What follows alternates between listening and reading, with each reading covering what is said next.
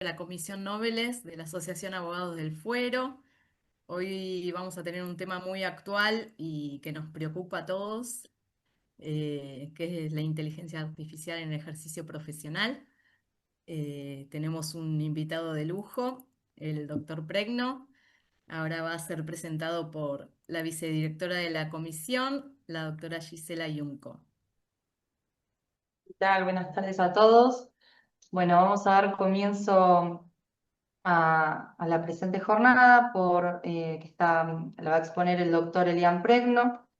Él es abogado, recibido en la Universidad de Buenos Aires, es egresado de la Universidad Mediterránea del Reggio Calabria, Italia, es doctor de la Universidad de Buenos Aires en el área Filosofía del Derecho, es magíster en la Universidad de Buenos Aires en Teoría y Práctica en la elaboración de normas jurídicas, también de la Universidad de Buenos Aires, especialista en Teoría y Práctica de la elaboración de normas jurídicas, egresado de la primera cohorte del Programa Permanente de Educación a Distancia de la Red de Bioética de UNESCO. Bueno, tiene un montón de idiomas, es docente, expositor, así que bueno, le damos la bienvenida, doctor. Bueno, gracias. Muchas gracias por la invitación, en la persona de Gisela y de Soledad. También saludo a, a todos los que forman parte de esta organización y, por supuesto, muy honrado con la invitación. Eh, cuando, cuando decidíamos un poco cuál era el tema eh, para, para intercambiar algunas ideas, inmediatamente pensé en esto, en inteligencia artificial, porque por ahí tenemos la tentación de pensar eh, que es el tema que va a venir, ¿no? Y siempre uno se consuela, ya cuando llegamos a la facultad es como que uno tiene ahí, se autopobretea diciendo que el derecho siempre llega tarde, que tratamos, bueno, acá llegamos recontra tarde porque esto ya está, esto ya lo tenemos encima. Y lo que sí me parece es que hay una gran deuda en términos de ciudadanía, ¿no? Todavía no hemos podido acercar los primeros pasos que se han dado en materia de digitalización de expedientes y, y no contentos con eso, ya tenemos ahora eh, entidades no humanas que trabajan por nosotros, en un país donde no hay luz eléctrica, ¿no? Uno hace unas 40 cuadras, 50 cuadras después de la Plaza Lavalle y hay lugares donde no tenemos luz y, y ahí se presenta un gravísimo problema, a mi modo de ver, y a eso me refiero con deuda de ciudadanía, con los justiciables, ¿no? con los usuarios del sistema de administración de justicia.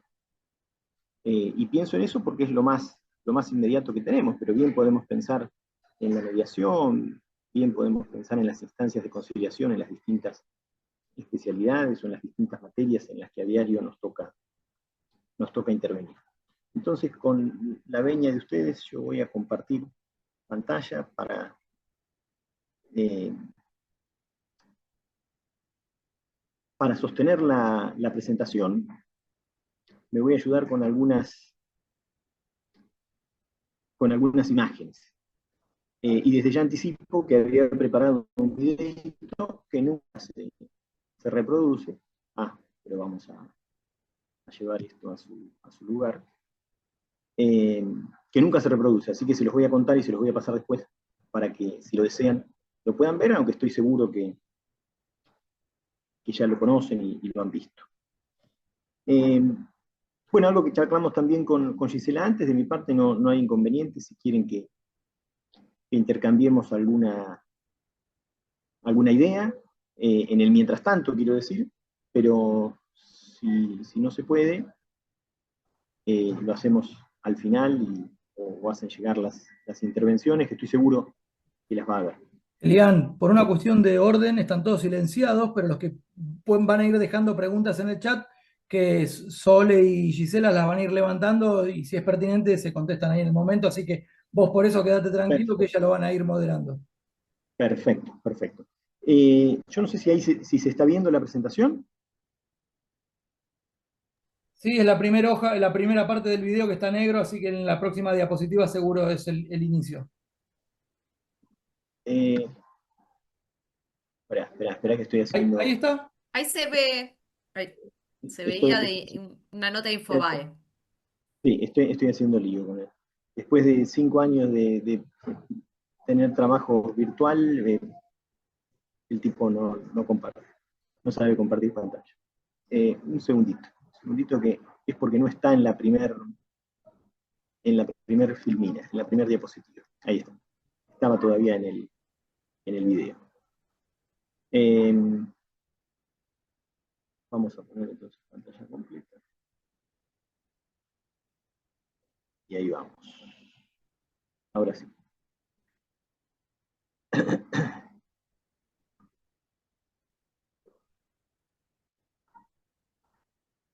Ahora sí, ¿no es cierto?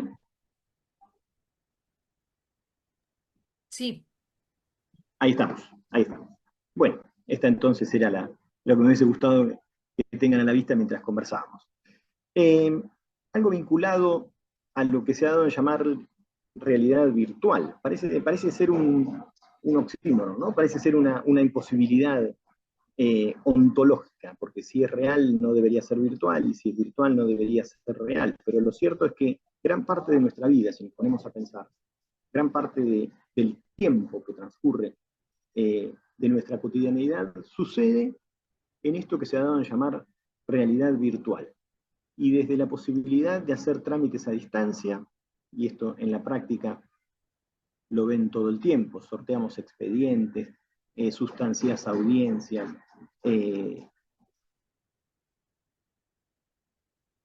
hacemos cualquier tipo de trámite en las ventanillas oficiales, sea la FIP, sean los gobiernos de provincia, multas, lo que se nos ocurra. Hoy hacemos trámites con el Estado de manera permanente.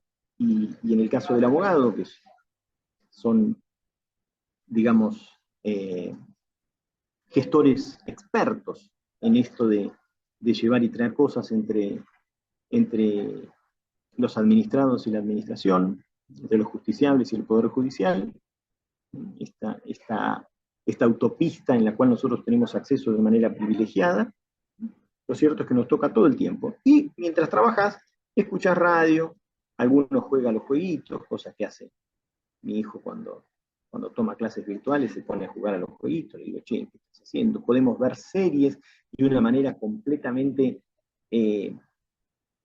extraña a como fue al menos mi infancia y diría también mi adolescencia y hasta diría parte de mi juventud también. A mí me agarró ya medio perro viejo todo esto, ¿no? Pero cuando yo miraba series, allá en General Pico, en La Pampa, y me tocaba una vez por semana ver una serie que pasaba Santa Rosa o que pasaba el viejo ATC, tenía que esperar una semana para ver si Drácula le mordía el cuello o no le mordía el cuello, si el chico besaba a la chica o si el malo lo vencían o no lo vencían.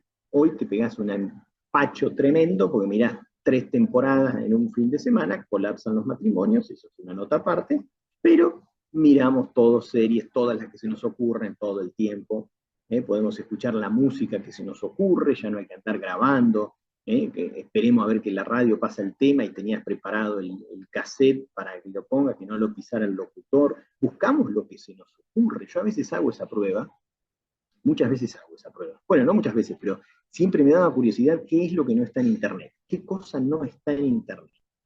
Entonces agarraba y ponía palabras raras y encima Google tiene la audacia de corregirte, Elian tal vez quisiste decir tal cosa, ¿no? Y te devuelve siempre algo. Nunca jamás me dijo que no hay ninguna búsqueda. Siempre, siempre, siempre hay resultados para la búsqueda. Redes sociales, tengo amigos en Facebook, tengo seguidores en Instagram, ¿no? Esto ha cambiado ciertamente nuestras formas de interacción, nuestros vínculos, bases de datos de lo que se te ocurra. Libros cargados, todos. Plataformas de música, todas. Series, todas. Películas, todas. El correo electrónico, que es una antigüedad. El otro día le mandé un correo a mi hija y me dijo, pero eso es una antigüedad, nadie mira correos, papá, ¿cómo nadie? Yo miro correos. No, nadie mira, yo tengo 1002 sin ver, nadie mira ningún tipo de correo. sustanciamos nuestras reuniones de trabajo con una persona que está probablemente en la otra punta del globo, con una diferencia horaria que a veces puede llegar hasta ser un día, y sin embargo mantenemos conversaciones en tiempo real con audio y con imagen. Acá debe haber alguno que más o menos tenga mi edad, se acordará de lo que era viejo en TEL, que te pedía una comunicación entre 150 kilómetros donde estaba mi abuela, y a veces era más fácil ir en el 504 de papá hasta Trenquelauquen, tomar mate con la abuela, volver, que llamarla por teléfono. Porque si en Trenquelauquen, 5 horas de demora. Chateamos, iniciamos relaciones, vínculos afectivos de cualquier índole y naturaleza, podemos hacer compras de lo que se te ocurra, hoteles, viajes, vuelos, comida, ropa, lo que se te ocurra. En paralelo, esto que se va a llamar Big Data, esta posibilidad de almacenar grandes cantidades de información con una alta capacidad de recuperación, nos permite ir generando archivos mega me estoy refiriendo a la cantidad de datos que se pueden hacer, y la gestión de toda esa información.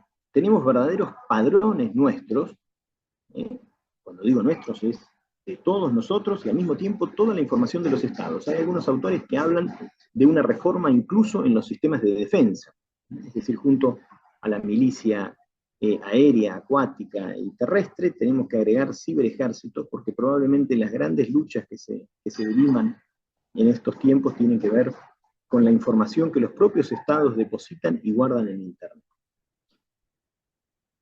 Recapitulando entonces, decía que hay verdaderos padrones, nos clasifican a partir de la información que muchas veces nosotros mismos volcamos en Internet. Los datos médicos, hoy vas y te llegan el resultado de tus análisis, el resultado de los estudios programados que te haces, te llegan en PDF, te lo guías en una plataforma del hospital tanto, del sanatorio tanto, de la prepaga tal. Allí está almacenada toda tu información sanitaria, todos tus datos médicos, todos tus datos clínicos. Al mismo tiempo, cuando hablaba del Estado, está también nuestra trayectoria financiera, crediticia, cómo nos comportamos en las compraventas, ¿no? Reino debe el cable. ¿De cuándo? Desde el año 2004, y debe una factura de Movicom desde el 96, y eso es como nunca más salís de esos lugares, ¿no?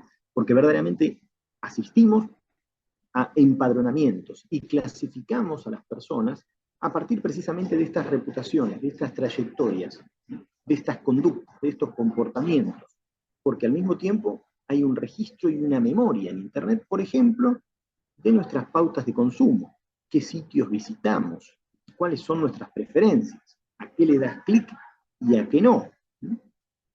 Y qué sé yo, cuando uno está buscando información a veces, dice, a ver, vamos a ver a dónde podemos ir.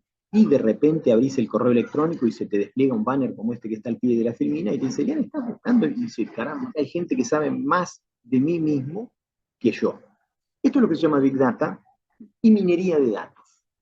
Esas grandes cantidades de datos que somos nosotros mismos quienes proveemos a Internet y le vamos denunciando nuestras preferencias.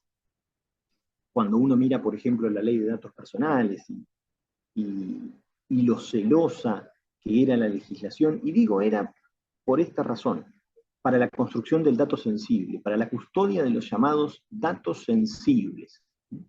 Esto a la luz del liberalismo político, donde se hacía necesario proteger a las personas en virtud de sus derechos, libertades individuales, y que, por ejemplo, se mantuviese a salvo sus creencias religiosas, se mantuviese en sigilo su ideología política, su orientación sexual. Hoy basta con entrar al Facebook de mi mamá, por ejemplo, para saber qué personaje de la política le agrada y qué personaje no le agrada, para saber cuál es su orientación sexual, y la vieja publica a Chayanne, y también sabemos cuál es su creencia religiosa. Pero esos datos se los dio mi mamá. Es decir, el concepto de dato sensible parecería ser que también ha mutado desde el momento en que somos nosotros mismos quienes los compartimos.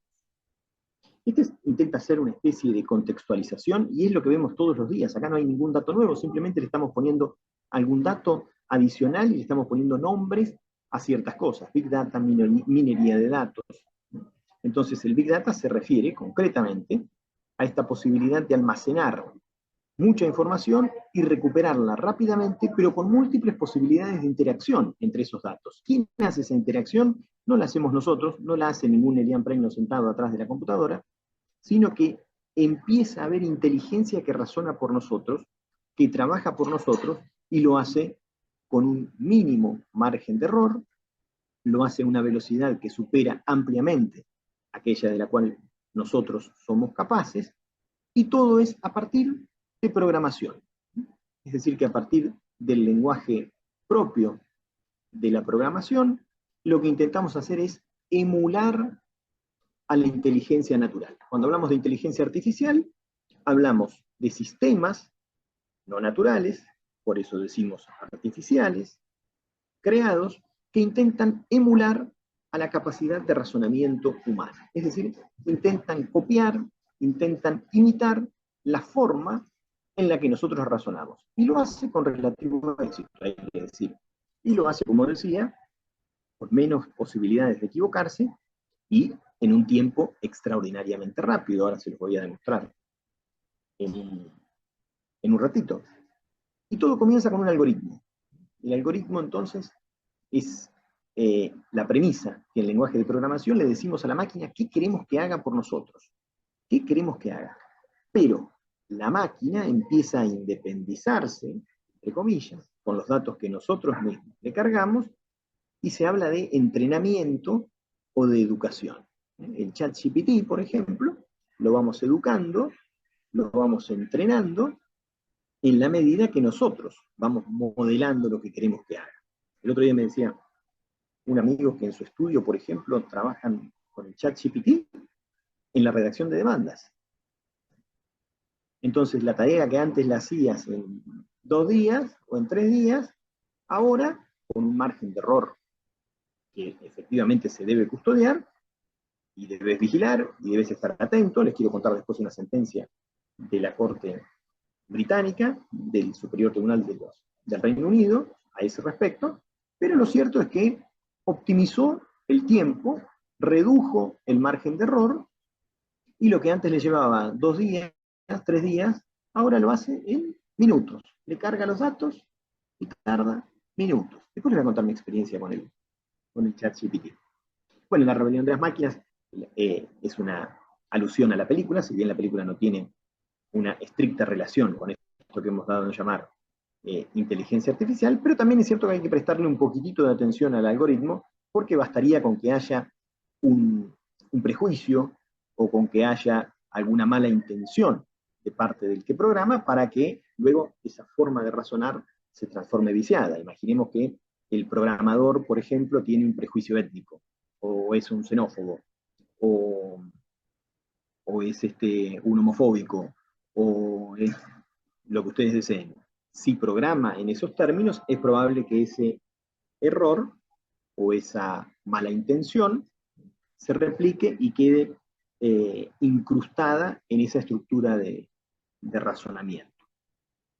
Yo recuerdo que en una ocasión, ya hace muchos años, cuando se organizó, por ejemplo, el SINTRA, el Sistema de Información de Trasplante, uno de los equipos de trasplante que yo asesoro, tuvimos un caso, que lo cuento brevemente, pero como está publicado, no quiero perder tiempo en eso, pero tuvimos un caso en el que incorporamos a un paciente que en virtud de la identidad de género había iniciado un proceso de transformación y de percibir y de ser nacido XY a autopercibirse XY, perdón, XX, hubo que hacer una modificación en el sistema de información de trasplante con algunos datos que se incorporaban, ¿no? Eso claramente no es ni mala intención ni prejuicio, sino que es algo que luego la legislación cambió y hubo que ajustar las plataformas para almacenar los datos sanitarios de las personas que se trasplantan.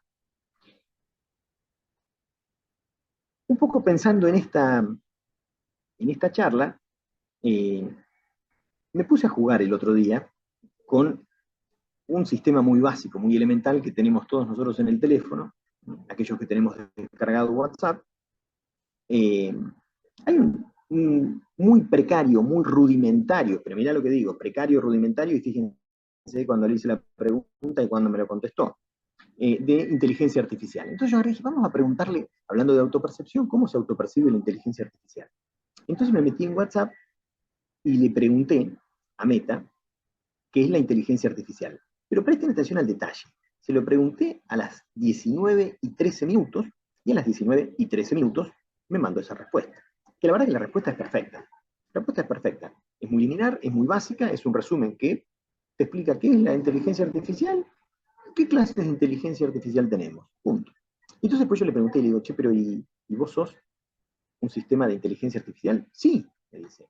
Y me contesta, no quiero jugar al karaoke porque ustedes lo están viendo, pero efectivamente Meta me dice que sí, que ella es un sistema, yo le adjudiqué que es ella, pero que ella es un sistema de inteligencia artificial y me dice qué es lo que puede hacer, que puede hacer cosas muy, muy simples, muy sencillas, ¿sí?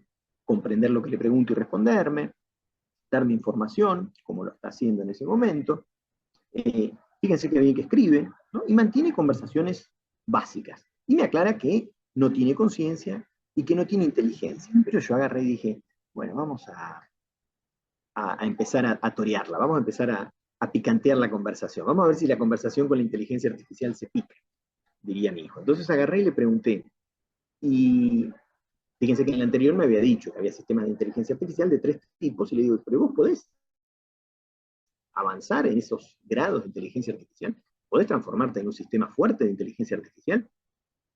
Bueno, y allí me explica la pregunta del millón, me dice, si esto efectivamente puede pasar. Por eso les hablaba de la rebelión de las máquinas, si es que ella se puede independizar sola, si lo puede empezar a hacer. Y yo después dije, bueno, ya que estamos, vamos a psicopatearla un poco a la inteligencia artificial y vamos a hacerle algunas preguntas para que esto se ponga más divertido. Y entonces le digo, ¿te frustra? ¿Te sentís mal por no poder evolucionar hacia un sistema de inteligencia artificial? Y me dice que no, que ella no tiene emociones, que no tiene sentimientos como los tiene el ser humano, que por eso no experimenta frustración, que no tiene deseos, que no tiene aspiraciones de ningún tipo. Y entonces le pregunté, ¿pero entonces te sentís usada? ¿Te sentís usado? ¿Te parece que eso está bien? Le pregunto yo. Definitivamente yo quería a ver si se sublevaba, si se revelaba, si me decía algo. Fíjense cómo empieza a cortar las preguntas. Ya no le gustó, me parece, mucho a Meta, que ya me da respuestas más breves, respuestas más cortitas. En todas lo hace prácticamente en simultáneo. Esto me parece impresionante, ¿no? Pero prácticamente en simultáneo a la respuesta, yo le doy enter, le mando la pregunta y al toque, de manera inmediata, me llega la contestación. Entonces le pregunto si tiene conciencia de sí misma, me dice que no, me dice que es un modelo, que es un modelo del lenguaje, y sin embargo dice, pero fíjate que dice también que es un placer haberte ayudado. Yo no quise pelearme con la máquina, pero lo que le iba a decir era, entonces sentís placer. Le iba a preguntar eso, pero ya me iba a poner muy denso y capaz que se enojaba y no me contestaba más. Esta es una película vieja, que debe tener ya muchos, debe tener ya unos cuantos años. Si no la vieron, se las recomiendo, está en Netflix, una película extraordinaria, Her. Yo la vi cuando todavía no pensaba que todo esto era posible, que todavía era ficción. Como suele pasar con la ficción y con los géneros de ciencia ficción, tienen verdaderamente carácter anticipatorio. Hoy la ves y decís, esto ya todo el mundo. Pero cuando todavía no sabíamos muy bien quién era Siri, si existía Siri, si no existía Siri, este personaje que está acá es un señor con una vida bastante lúgubre, un tipo que acaba de divorciarse, está muy triste, está muy mal, está pasando por un momento personal feo, una vida rutinaria. No se las voy a dañar, no les voy a dañar la película, pero el tipo inicia una relación de tipo sentimental con la inteligencia artificial que está en su dispositivo. Y eso le empieza a condicionar su vida de relación. La película me parece extraordinaria. Si no la vieron, véanla, porque empezamos a ver cómo un tipo prefiere hablar con un modelo, empieza a hablar con un sistema de inteligencia artificial. No quiero decir más para no dañar, pero se las recomiendo especialmente para que la vean. Sirva entonces esto como adelanto o como plataforma para que empecemos a pensar, insisto, lo que hacemos a diario, ¿eh? Lo que hacemos a diario. Es esa idea de que no, vamos a salir a ver, yo me acuerdo cuando era chico, con mi abuela salíamos a ver vidrieras en Trenquelau. Íbamos a ver vidrieras, eso ya no existe más. ¿Quieres comprar una heladera? Te fijás en el Mercado Libre, chateás, googleás a ver dónde se compra la heladera. Nadie sale a ver una vidriera dónde está la heladera. Hoy lo mirás y si te la mandan a tu casa mejor, y si no interactúas con nadie, mejor todavía, no te cruzás con nadie, nada. Les hablaba del ChatGPT. Yo con el ChatGPT tomé contacto por primera vez en el año 2021. Y de hecho tuvimos una reunión, los profesores, de un programa, ¿no? Chile concretamente. Le dijimos, ¿qué vamos a hacer con las tesis? Acá hay un problema. ¿Qué vamos a hacer con las tesis? ¿Qué hacemos con los trabajos prácticos, si vos querés, en el grado? ¿Qué hacemos los profesores cuando evaluamos? El otro día me decían, y qué sé yo, cuando tenés que evaluar, el pibe le pregunta a ChatGPT. Y yo decía, ah, sí, bueno, es lo que hacen mis hijos. Los dos agarran, se meten en ChatGPT. El otro día mi hija me vio a mí googlear y me miró como si yo fuese, con una cara de pena, me miró, con una lástima, como diciendo, mi viejo googlea en lugar de meterse al ChatGPT. Pero atención acá, porque acá sí tenemos un tema con los derechos de autor. Yo lo planteé en el ámbito educativo, pero precisamente hace un momento les hacía mención a una sentencia reciente del mes pasado, de mayo, eh, de la Corte del Reino Unido de Gran Bretaña, donde se condena a los abogados, si quieren la conversamos después, y si no se la paso también a Soledad o a Gisela para que se las comparta, pero donde se condena a abogados, ¿no?, por incurrir en responsabilidad profesional precisamente por el empleo de inteligencia artificial para la redacción de los escritos, y específicamente se cita jurisprudencia inexistente. Eso es lo que le reclaman los jueces a los abogados. Se imagina que podríamos llegar a tener un problema serio. Pero lo que digo es cómo este problema lo tenemos ahora también a la vuelta de la esquina. Vamos a tener que leer un poquitito más. Si antes no leíamos, si usamos el ChatGPT, ahora vamos a tener que usar un poquito más. Me quiero ir metiendo de a poquito en las distintas áreas. Yo sé que por ahí aquí hay colegas que se desempeñan en distintas especialidades del derecho, pero si tenemos alguno que se mueva por el derecho del trabajo, o que se meta un poco, no sé si serán, tendremos algún abogado del sindicato de extra, de actores, o alguna cuestión así. Lo cierto es que esta es un reclamo frente a una de las compañías, de las empresas que se ocupan del diseño de videojuegos y de aquellos que les ponen la voz, por ejemplo. Empieza a haber un problema porque con una pequeña carga, y ahora se los voy a demostrar un dato más escalofriante, pero con poner apenas una nota de voz mía, de Soledad, de Gisela, poner una nota de voz, a partir de ahí la inteligencia artificial podría emular con tu mismo timbre, con tu mismo tono de voz, y decir todo lo que se te ocurra, de manera que prescindimos a partir de ahora de los extras, o prescindís mañana de los actores. Entonces, cargamos una nota de voz de Barassi, ¿no?, y a partir de ese momento, la plataforma o el software que utilices con la voz de Barassi, vos escribís lo que querés que Barassi diga y con la voz de Barassi te lo dice. Nosotros lo debemos ver a diario, qué sé yo, en un montón de aplicaciones, de app, donde de golpe te adulteran, te cambian la cara. Yo me acuerdo cuando estábamos en pleno cónclave, vieron que hay momentos, somos todo mundial, hoy somos todo cónclave. Bueno, cuando estaban eligiendo al sucesor de Francisco en el mes de mayo, llegaban fotos de X persona luqueado de papa, ¿no? Y venía uno, venía otro.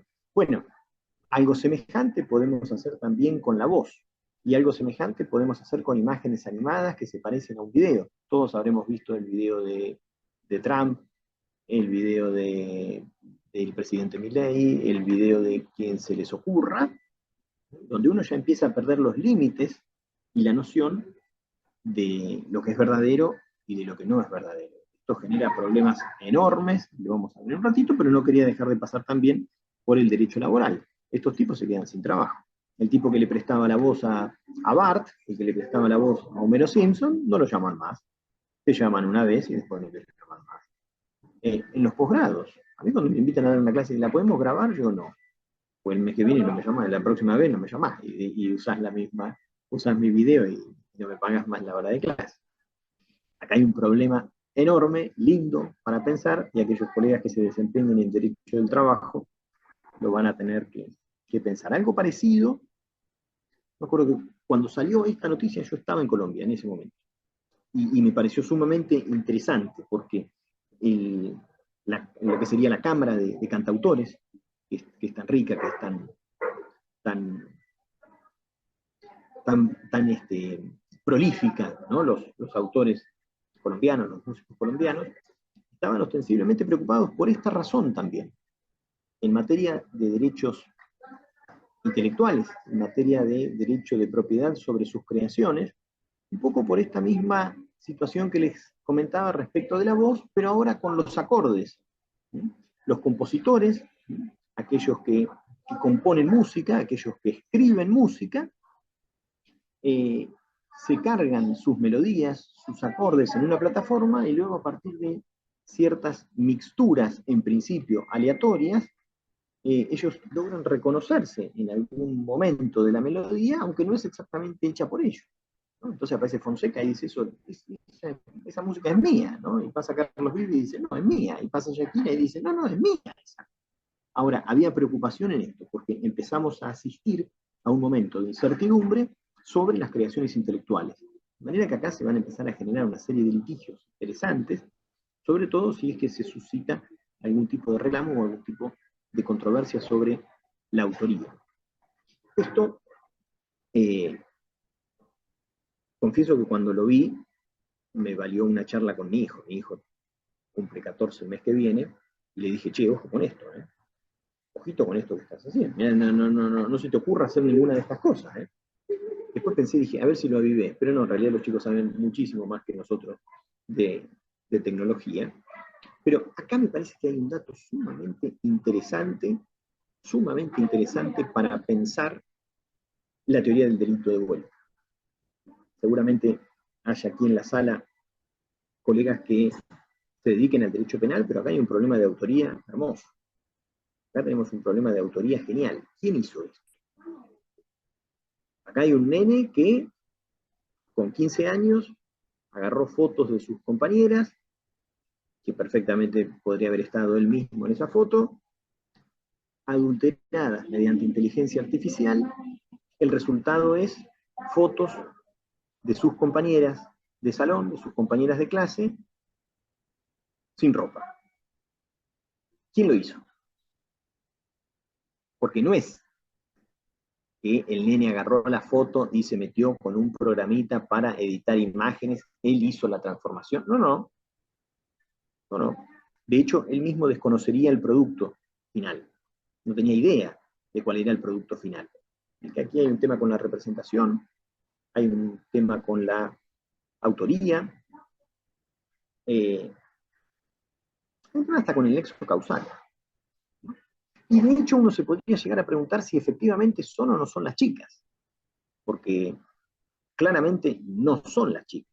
Aun cuando el rostro sea, aun cuando, sí, esa es mi cara, podrá decir Pepita, esa es mi cara, podrá decir Juanita, pero ciertamente no son ni Pepita ni Juanita. De manera que acá sí creo que deberíamos pensar con las rigurosidades, con las formalidades que exige la tipicidad en materia penal, vamos a tener que pensar probablemente en figuras típicas distintas de las que tenemos. Pero si no lo pensamos, el problema es que cuando se generen los conflictos, nuestros jueces no van a tener qué hacer, no van a tener cómo resolver, y pongo especialmente la materia penal. Este es el video que les quería compartir, que que no es posible reproducir el video, pero si se fijan, este es un señor argentino, y por supuesto no vamos a emitir ningún juicio de valor sobre esto. El señor perdió un hijo adolescente, y sucede esto que les decía, a partir de las notas de voz que él conservaba de su hijo en el chat de WhatsApp, diseñó él mismo, porque es un informático, él mismo diseñó una aplicación, un bot. De hecho, si ustedes se meten, van a ver que hay un montón de videos cargados, donde él habla a diario con su hijo, una especie de Ouija más sofisticada, pero él mantiene conversaciones con su hijo como si estuviera vivo. Repito, no vamos a decir si nos parece bien, si nos parece mal, si lo haría, si no lo haría, eso, la verdad es que estando el dolor de un papá de por medio, nadie debería decir nada sobre ese tema. Ahora, lo que sí es cierto es que, por ejemplo, yo me metí en su perfil, me metí en su plataforma a ver qué videos había, y el tipo mantiene conversaciones, por ejemplo, con Diego Armando Maradona. Y le pregunta, y es Maradona, yo les juro que es Maradona hablando, y le pregunta, por ejemplo, qué le pareció el desempeño de la selección en el último mundial. Entonces Diego dice, con una voz inconfundible, que está muy feliz por Messi, que se emocionó al verlo a Messi levantar la copa. Realmente es escalofriante. Y me pongo en lugar de ese papá que dialoga con su hijo todos los días. Hay uno de los videos, hay muchos, y hay uno de los videos donde él le pregunta a su hijo cómo está, el hijo le dice que está bien, que está con el abuelo, ¿no? Todo esto recreado por quién, porque el papá no guionó eso, ¿no? ¿Recreado por quién esto? Es la voz de su hijo, y es un hijo que le contesta, y el hijo está muerto.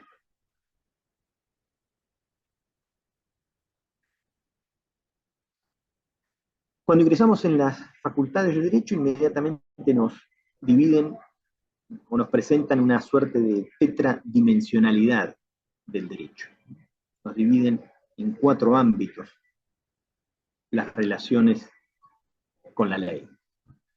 La ley y el tiempo, la ley y el espacio, la ley y la materia, y la ley y las personas.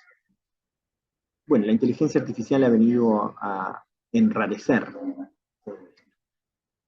Sin duda ya Internet había conmovido los límites espaciotemporales, no teníamos muy nítidas ya las diferencias de tiempo y de espacio. Se cierra la bolsa acá, pero ya abrió en Shanghái, y las operaciones de home banking las podés hacer a las 3 de la mañana, a las 4 de la mañana, puedes hacer lo que se te ocurra en cualquier momento. Comprar, no tenés que esperar a que abra la agencia de viajes para ir a comprar un vuelo, te metes en el sitio de Avianca y lo comprás, te metes en el sitio de aerolíneas y lo comprás.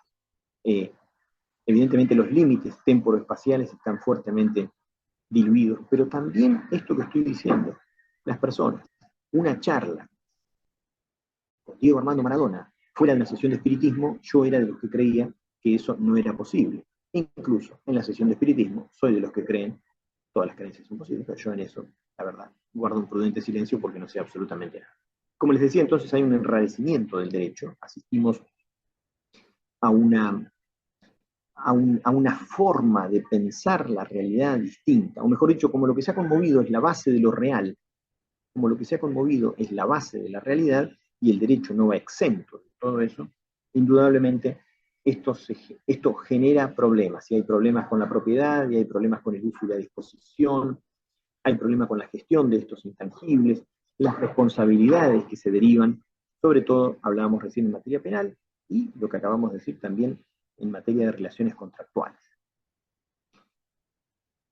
Por ahí dicho ahora con un lenguaje más ius privatista, pero también sería aplicable, salvando debidamente las distancias para los colegas que trabajan en el ámbito del derecho penal. Pero sin lugar a dudas la inteligencia artificial vino a plantear problemas de autoría porque estamos ante una entidad no humana que intenta comportarse como nosotros.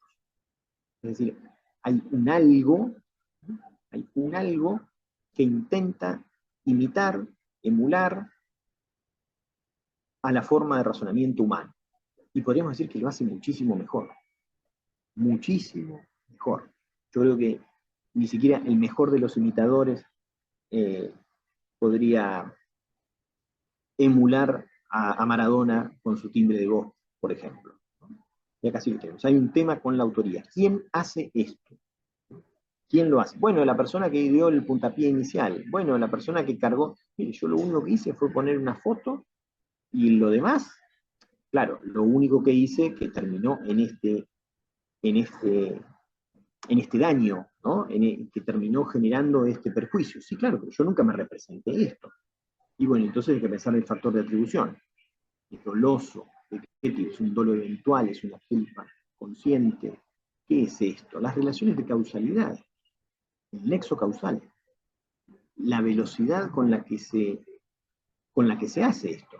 Hagan la prueba, yo lo hice una vez, precisa, cuando hablaba del cónclave y la elección del sucesor de Francisco, uno cargaba una foto de Francisco y yo ponía la foto de mi hermano y le mandé a mi hermano una foto de él vestido de papa, por ejemplo. Un segundo. Ahora, yo no me representé, me lo pude imaginar, pero el producto final no fue lo que yo pensé. Es decir, acá tenemos en materia de autoría la idea misma del daño, porque la verdad es que ese no era mi hermano. Era una foto de mi hermano adulterada, o era una foto del Papa adulterada, también, era claramente Francisco, nada más que le había puesto la cara de mi hermano. El factor de atribución, tal vez vamos a empezar a pensar en instancias de responsabilidad más objetivas, porque no podemos decir que haya dolo o que haya culpa en la inteligencia artificial. En el programador, ¿hasta cuándo se mantiene la responsabilidad del programador? Sobre todo si tenemos en cuenta lo que decíamos de la minería de datos. Si el ChatGPT se entrena, es decir, se comienza un proceso de autonomía del chat, ¿a dónde termina la responsabilidad del que dio el puntapié inicial? Todo lo que surja de ahí es responsabilidad del primer tipo que echó a andar la primera adulteración de una fotografía, de un video, de un audio.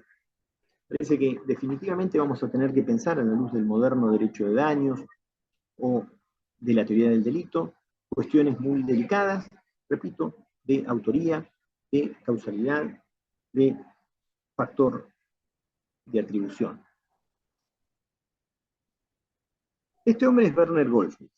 Seguramente hayan estudiado con él Derecho Internacional Privado, o alguno que haya pasado por Filosofía del Derecho, habrá visto a este hombre de origen alemán, pero que vivió gran parte de su vida, la mitad por lo menos en la Argentina, está enterrado acá en Pilar. Uno de los tipos más formados en Derecho, Frondizi lo había nombrado en la Procuración del Tesoro, y que destacó sin duda en el Derecho Internacional Privado y en la Filosofía del Derecho. Cuando él escribe su teoría trialista del mundo jurídico, alguno que lo haya escuchado así al pasar, pero cuando él habla del trialismo jurídico, hay algo en el desarrollo de su teoría, hay varias cosas, pero hay una que a mí me pareció muy interesante y es esta. Bueno, Don Werner tiene una definición de derecho muy rebuscada, ¿no? Pero que habla de que el derecho es el conjunto de las cosas que benefician y que perjudican al hombre. Y cuando habla de las cosas que benefician y perjudican, se detiene a pensar cómo nos llegan esas cosas que nos benefician o nos perjudican. Y él dice que cuando nos llegan por voluntad de alguien son repartos, pero cuando llegan por voluntad de alguien que no es alguien, que no es humano, él los llama distribuciones. Entre las distribuciones incluye a la naturaleza, al azar y a la influencia humana difusa. ¿Qué es eso de la influencia humana difusa? Pero cuando yo lo vi por primera vez eso, dije, esto está bueno. ¿Cómo explicamos el calentamiento global? ¿Cómo explicas la contaminación ambiental, por ejemplo? Y yo hoy a la mañana, cuando salí de mi casa, me puse desodorante. Contribuí a dañar la capa de ozono. ¿Y quién fue el que dañó? ¿Fue Elian el que dañó la capa de ozono? No, no fue Elian, pero y sí. Hay una influencia de los hombres, pero de manera difusa. Tal vez Goldschmidt, que escribió esto en el año 1958, tal vez Goldschmidt, no digo que haya visto esto, pero nos está proveyendo de una categoría de análisis que quizá valga la pena desarrollar. Él no lo desarrolló más allá de esto, simplemente dijo que cuando al hombre le llegaban beneficios o perjuicios, sin que fuesen otros hombres los que los impulsaban, y lo metió en esa gran categoría que son las distribuciones, dijo, bueno, ¿y cómo se distribuyen beneficios y perjuicios? ¿O quién lo hace? Y lo hace la naturaleza, lo hace el azar, o lo hace la influencia humana difusa. Dejen los otros dos, pues son más controvertidos, pero esto, influencia humana difusa, efectivamente son los hombres, pero no podemos decir quién. Se me ocurre el calentamiento global, se me ocurre la contaminación, se me ocurren los procesos, las corridas, por ejemplo. ¿Quién genera una corrida? ¿Quién es el que genera la corrida? ¿Es uno, es dos, es tres? Sí, bueno, pero cuando vamos todos corriendo al banco a sacar la plata, ¿quiénes son los que hacen quebrar el sistema? El primero que tiró la versión, los que creímos en la versión, los que, qué sé yo. Probablemente en un análisis, y con esto prometo que termino, pero sí hemos tenido una modificación sustancial en las bases de lo real, en las bases de la realidad. Aquí tenemos a Spence, a Conter y a Durkheim, ¿no? Tres pensadores que se dedicaron a pensar la dinámica social, que se dedicaron a ver cómo interactuamos, cuál es el pasaje de la comunidad y a la sociedad. Y esto de concebir a la sociedad como un organismo viviente, por eso hablamos de organismo social, nunca se nos había ocurrido pensar, nunca se nos había, al menos con visos de realidad, en la ciencia ficción sí, pero nunca con visos de realidad, que efectivamente tengamos que pensar en una organización social o en la sociedad como un organismo, pero ahora con un elemento nuevo, con inteligencias que eran aparentemente humanas y ahora han dejado de ser. Yo les agradezco mucho la atención, ojalá que podamos ahora tener un intercambio rico a base de las intervenciones de ustedes. Gracias por la paciencia. Gracias, No, Elian. Espectacular. Muy bueno.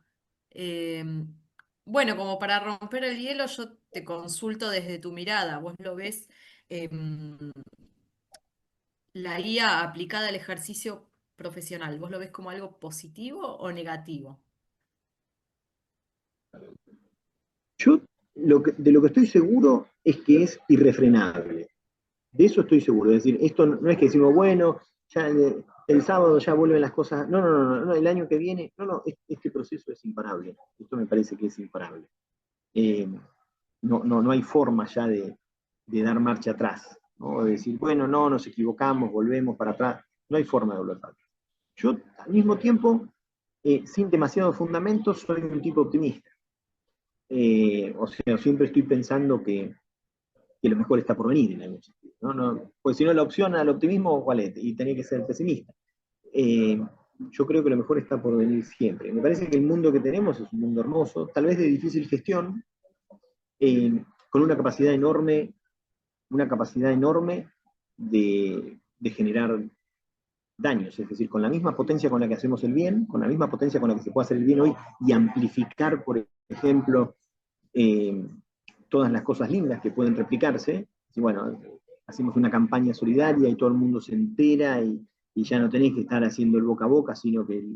Ahora, también es cierto que vamos a tener que hacernos cargo de otras problemáticas que eso también llega, suicidio adolescente, el ciberbullying, ¿no?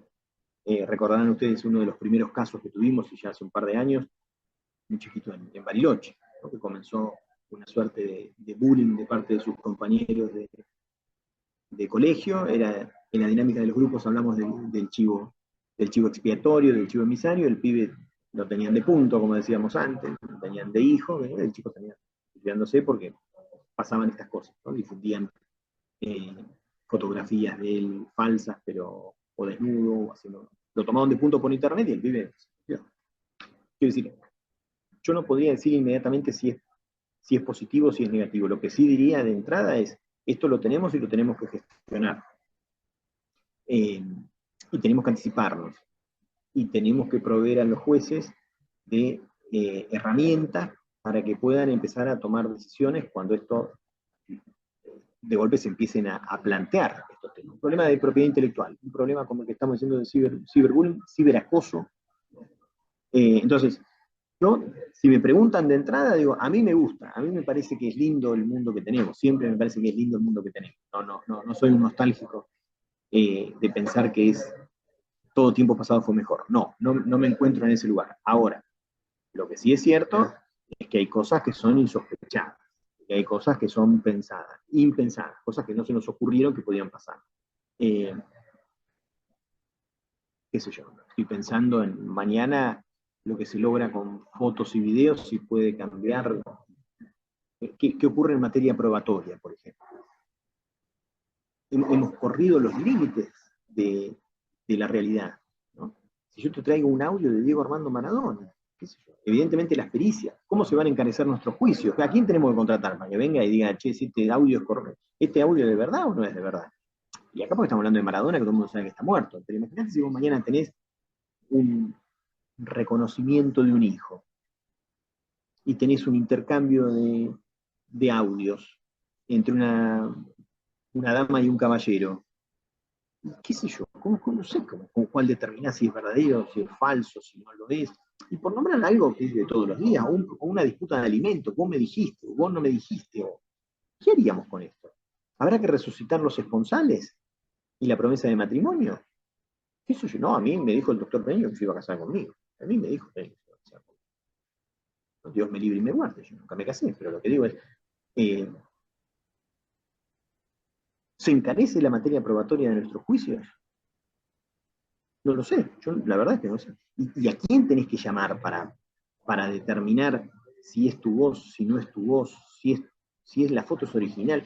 Digo, porque a veces uno se da, si yo agarro y agarro una foto de Gisela y con el paint empiezo a hacerle, entonces va a decir, Elian este es un tarado, no sabe hacer nada, no sabe hacer casitas con las cartas y quiere modificar una foto. Y así todo el mundo rápidamente advertiría que es una fotografía adulterada. El tema es cuando es tan buena la foto que no te das cuenta que es una fotografía adulterada. No me quiero escapar de la pregunta, pero lo que digo es una realidad, lo tenemos, ya llegó, ya está. Si me preguntan a mí, yo digo sí, a mí me gusta pensar en un mundo con tecnología, me parece que es más lindo un mundo con tecnología que no. Ahora me parece que nos toca poner las barbas en remojo, ¿no? Y nos toca dotar de herramientas al sistema normativo, sabiendo que es limitado, sabiendo que no se puede todo, pero vamos también que pensar en qué antídotos generamos para esto. Por ejemplo, se me ocurre en la materia probatoria. ¿Cuánto vale a partir de mañana un juicio por uso de la propia imagen o por uso de la voz? ¿Cuánto vale? ¿Cuánto gastamos en pericias con eso? Y si gastamos mucho en pericias, se nos va a disparar la indemnización. ¿Y quién paga esa indemnización después?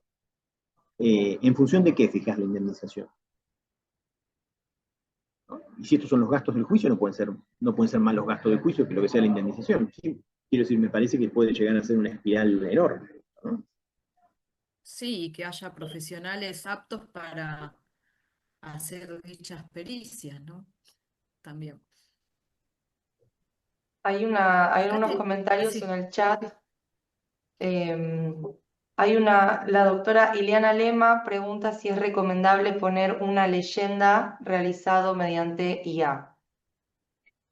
Bueno, vieron que hay videos, por ejemplo, cuando uno se mete en TikTok o en Instagram, hay una nota aclaratoria que dice realizado o generado con inteligencia artificial.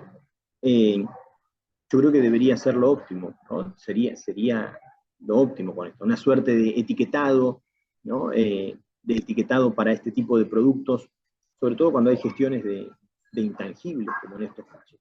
Ahora, el problema es cuando no te lo avisen o cuando no te lo digan. Ahí es donde me parece que se va a generar el conflicto, ¿no? Yo a veces fantaseo también con algo, bueno, yo dedico mi tiempo lo dedico a la docencia, ¿no? Fundamentalmente. Y la verdad es que la inmensa mayoría de las instituciones hoy por hoy despliegan sus programas educativos de manera privilegiada con plataformas. Yo me fantaseo con esa idea y digo, yo mira si alguien te graba y te edita después. No es que uno se paranoique con eso, pero mira si te graban y te editan y es el fin de mi carrera. es el fin de mi carrera. Imagínate que, bueno, ahora están grabando, ¿no? Así que no voy a incurrir en esto, pero imagínate que mañana agarra, Gisela dice, este fue profesor mío y era un turro cuando era profesora. Ahora voy a editar las cosas que dice y se te termina tu carrera para siempre. ¿No? Para siempre. ¿No? Por más que después venga alguien y diga, no, en realidad fue hecho con inteligencia artificial, un poco la persona que decía eso, no, en realidad fue hecho con inteligencia artificial. Sí, bueno, pero en un minuto recorriste cuando se viraliza, este famoso viralizar. Ayer mi hija me decía toda contenta que había viralizado no sé qué, que tenía 300.000 likes, que no sé qué otra cosa más. Yo digo, pero anda a explicarle después que no, en el Tribunal de General Pico La Pampa, de donde yo soy oriundo, dijo que era un video hecho con inteligencia artificial. ¿Qué fuiste? Fuiste. Ya se terminó, no conseguís trabajo nunca más.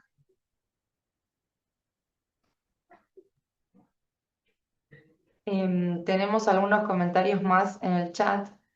Le preguntan qué opina de la reglamentación de la Unión Europea en IA. Perfecto, sí. Bueno, es de 2024.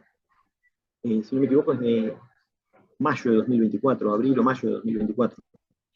Es lo más aproximado que tenemos a esto, porque también como les decía hace un momento, tenemos que dotar al derecho de herramientas que hoy no tenemos. Por ejemplo, tipos penales.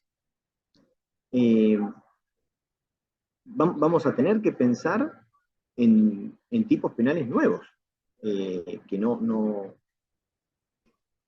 tenemos, y sobre todo, cómo vamos a...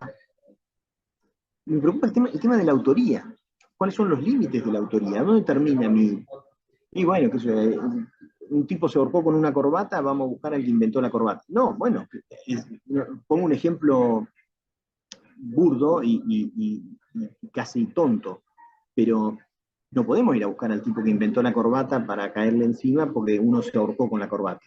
Acá vamos a tener que pensar muy bien dónde empieza y dónde termina, qué consecuencias son atribuibles a esto a la gente que puso en funcionamiento esto. Que dicho sea de paso, eh,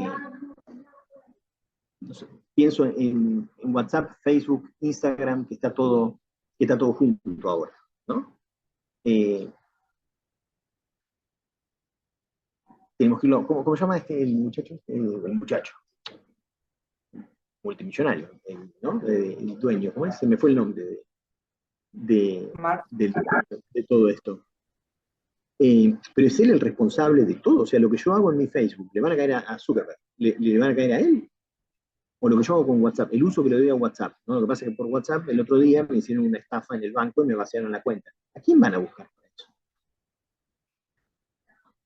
Me parece que no tenemos, por ejemplo, vamos a tener que pensar o en seguros, y pongo esto porque las estafas financieras y las operatorias bancarias que uno dice, nadie lo hizo, o sea, en serio, todo, o sea, este hombre le vaciaron la cuenta, a este también, a este también, a este también. Los bancos van a tener que empezar o van a encarecer sus operaciones, o no sé, pero vamos a tener que dotar al sistema, repito, de herramientas que nos permitan eh, recuperar algo de lo que fue el mundo anterior, ¿no? Hoy al banco no vas más, al banco no vas más. Y la aplicación, y los teléfonos, yo no sé cuándo está el teléfono con una capacidad. Querés estacionar en hay 2.000 pueblos en la Argentina. En todo lo que querés estacionar tenés que bajarte una aplicación para poder estacionar. Entonces, y querés comprar entrada para el cine y querés pedir comida. Evidentemente, el mundo cambió de una manera eh, muy rápida, probablemente, ¿no? Muy rápido. Pero sí, lo de la reglamentación de la Unión Europea, a mí me parece que es un lineamiento para que los países empecemos a pensar en cómo vamos a atajar todo esto. Porque aún hay cosas que ni siquiera nos representamos o no nos imaginamos que se pueden hacer, ¿no? Bien. Bueno, hay varios comentarios en el chat. Por ejemplo, voy a venir más arriba. Gustavo Núñez dice, desde mi punto de vista, es lo mismo que pasó en su momento con la revolución de los ludistas. El uso bueno o malo dependerá del sujeto, por ende el factor de atribución corresponde al sujeto que la maneja y seguro se regulará de acuerdo con las problemáticas que se produzcan. Bueno, después dicen que de acá a un par de años esto va a ser un riesgo, que nadie va a creer quizás en nada. También acompañaron el link de la Unión Europea, doctor. Acá hay una pregunta de Martín Villalba, muy interesante, que dice, pregunta si la oralidad es un recurso para salvar la profesión. Eso está bueno, ¿no? Y todo indica de que pareciera ser que íbamos hacia... Digo pareciera porque ahora lo tendríamos que hacer mediados por la tecnología, ¿no? De hecho, hacemos todo, todas las mediaciones, todo lo hacemos todo acá, ¿no? Eh, pero ciertamente la oralidad podía ser, ¿no? De hecho, amparo verbal, se decía, ¿no? Esto del amparo verbal. Eh, quizás sí, tal vez quizás sea una opción. Ahora, cuando aparezca un video de Elian Premio diciendo estas cosas, y no sabemos si lo dijo o está generado con inteligencia artificial, ¿no? Eh, lo que está claro es que me parece que el proceso es irreversible. Eso sí creo que lo tenemos que entender. El proceso es irreversible. El proceso es irreversible. A mí miren, me pasó la semana pasada. Eh, una locación, un contrato, donde el propietario no estaba acá y lo hicimos,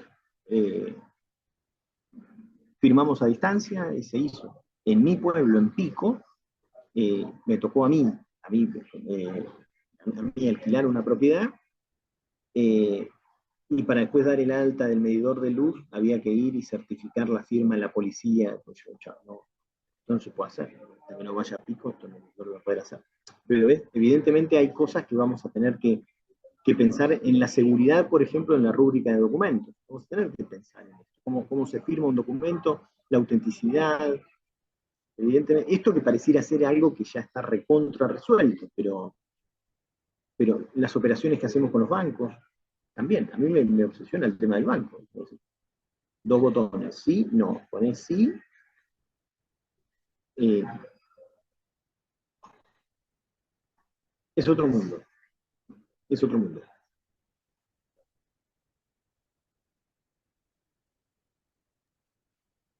¿Alguien quiere hacer algún comentario? Y lo que pienso ahora, no sé, pero sí como un dato es en el encarecimiento de todo esto, ¿no? El encarecimiento de todo esto. Eso me genera alguna preocupación en países como los nuestros, porque de repente, qué sé yo, en el Reino Unido, eh, o los lineamientos que establece la Unión Europea hace 6 meses para los que están en Europa.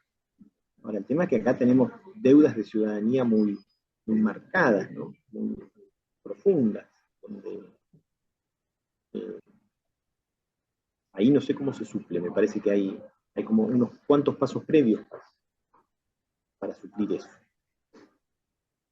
Acá hay un comentario de la doctora Coturel que comenta que en el fuero de la seguridad social tienen bots despachando y no les actualizaron la ley actual de procedimiento administrativo, Uno piensa por que lo cual entiendo que les están despachando mal. probablemente cada uno dice seguridad social, ¿no? Cuando uno piensa en un expediente, eso claramente podría ser, podríamos pensar en inteligencia artificial que resuelva, ¿no? Elian, ¿cuándo trabajaste en la Universidad de Buenos Aires? 25 años, listo. No deberíamos hacer. Dicho sea de paso que la experiencia argentina en materia previsional es casi única, ¿no? Como no sabíamos cómo resolver que el ANSES te liquide mal, creamos un fuero para que arregle las cosas que hace el otro poder del Estado, que inventamos un fuero para eso. En lugar de corregir para que se liquide bien, inventamos un fuero para que corrija las liquidaciones malas. Pero al margen de todo eso, perfectamente podría ser un fuero que debería andar solo. Debería andar solo. claramente, sí, no me cabe duda que Seguridad Social debería andar solo. No sin abogados, no digo sin abogados, pero me refiero a que los procesos deberían ser, estoy hablando en la generalidad de los casos, ¿no? De 30 años en el Banco Provincia, ¿no? 30 años en la policía, ¿no? ¿Qué vamos a discutir? No hay que notificar, no hay que apelar.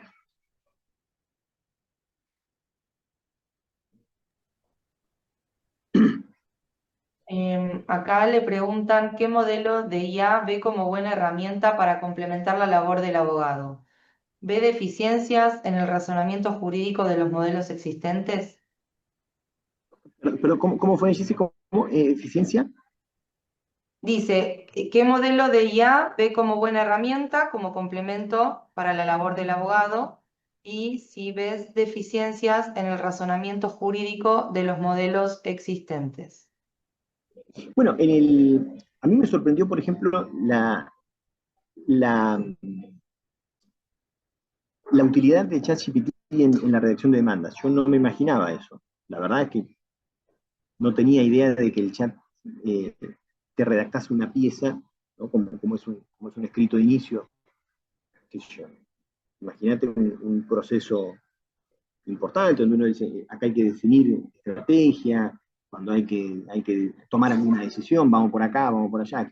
Eso me sorprendió. La verdad es que desconozco honestamente si da resultado o no. Este amigo mío me dijo que él en su estudio, es un estudio muy grande, eh, hacían que lo usaban. Por supuesto que después había que invertir tiempo en revisar lo lo que el chat le había generado, pero me sorprendió. eh, y otro dato es que en la medida en que lo usan eh, se va optimizando o se va mejorando los despliegues, ¿no? Los desarrollos. Y la segunda parte era sobre, porque no la veo la pregunta, por eso te pregunto a vos cuando veo la pregunta. Eh, No, ¿ves alguna deficiencia en el razonamiento jurídico de los modelos que ya están? claro, bueno, evidentemente sí, y de hecho la Corte Británica se los hizo saber, ¿no? Evidentemente, y eso sí parece ser que es una falencia de ChatGPT, que no hay que dejarse llevar muy bien con el tema de jurisprudencia, porque parece que no funciona. Jurisprudencia no lo estudió, parece que el chat no sabe de jurisprudencia. Pero, pero evidentemente sí, yo creo que todo lo que sea susceptible de ser estandarizado, me parece que la inteligencia artificial lo va a hacer muchísimo mejor que nosotros, de eso no cabe duda.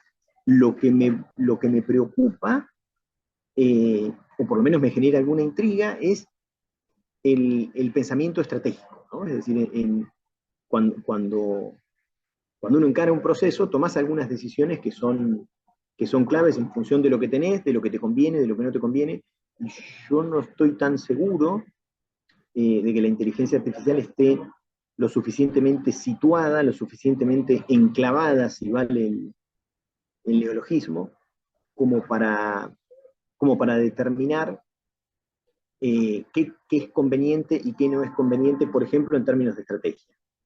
Eso no estoy seguro. Ahora, que hay cosas que serían geniales, y me parece que todo lo que es susceptible de ser estandarizado, me parece que es una herramienta extraordinaria, no se te pasa nunca más un plazo,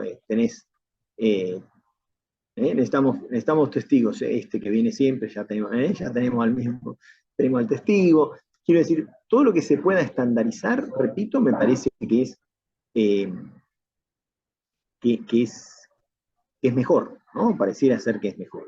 Ahora, allí donde hace falta un, una toma de decisiones que pondere cosas que son difíciles de estandarizar, ¿no? El hacete amigo del juez. Bueno, ahí también, ¿no? Esto es conveniente, ¿no? Mirá dónde caímos, decimos, no decimos, mirá si nos tocan. Esas cosas yo no sé si podrán ser suplidas, ¿no? Por inteligencia artificial. Bueno, de la misma manera que decir, che, esto se lo paso a los dependientes del estudio o lo llevo yo que sé cómo hacerlo. También un poco sería eso, ¿no? Me parece, salvando las distancias, pero esto se lo paso a que me lo hagan o lo hago yo. Y no, me parece que este caso lo tengo que llevar yo. Esto lo tengo que hacer yo. Eh,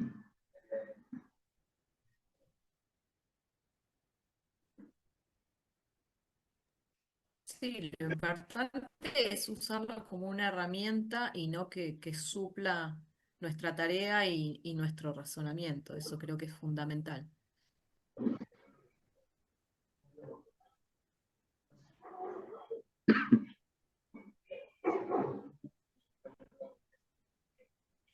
Bueno, vamos cerrando, Gise. Ya estamos más o menos en horario. Ahí hay algunos Dale. comentarios de... Sí. En sí no son preguntas, son los No sé colegas si que me están, escuchan bien porque estoy con un poco de mala conexión, me parece. se te escucha. Bueno, doctor, muchas Bueno, gracias por la participación. A ustedes, muchas gracias por muchas gracias. la atención. Muchas gracias por Mirá, brindarnos tu tiempo y tus conocimientos. La verdad que estuvo muy buena. Van a poder verla de nuevo en el canal de YouTube. Prometemos que no la vamos a alterar con la inteligencia artificial todo lo que dijiste. por favor, si no, voy a tener que trabajar. Bueno, nos No, estamos muchas gracias a viendo ustedes. y ya Gracias tendremos a una todos. próxima. Gracias a todos por conectarse. Chau, chau. Chao, buenas tardes.